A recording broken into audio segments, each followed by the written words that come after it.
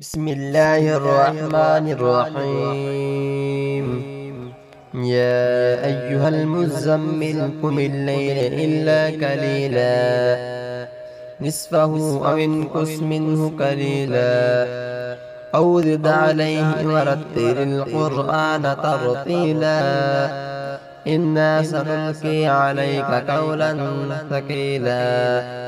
إن ناشعة الليل هي أشد وطئا وأقوم قيلا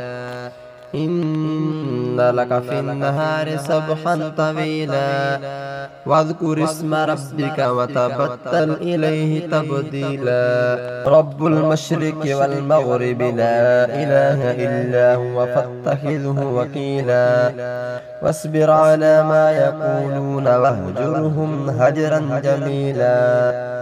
وذرني والمكذبين أولي النعمة ومهلهم قليلا إن لدينا أنكالا وجحيما وطعاما ذا غصة وعذابا أليما يوم ترجف الأرض والجبال وكانت الجبال كثيبا مهيلا إنا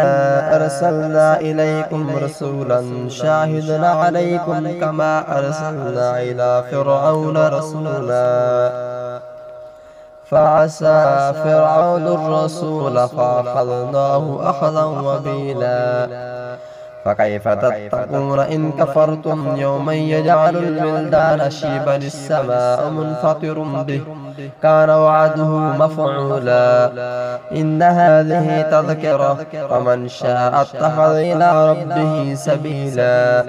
إن ربك يعلم أنك تقوم أدنى من ثلثي الليل ونصفه وثلثه وطائفة من الذين معك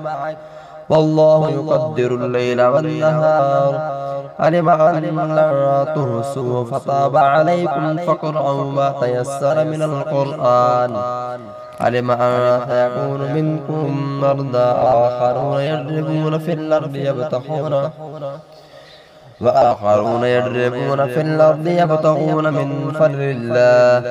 وآخرون يقاتلون في سبيل الله فاقرؤوا ما يتيسر منه وأقيموا الصلاة وآتوا الزكاة وأقرضوا الله قرضا حسنا وما تقدموا لأنفسكم من خير تجدوه عند الله إن الله هو خير وأعظم أجرا واستغفروا الله إن الله غفور رحيم. صدق الله العظيم.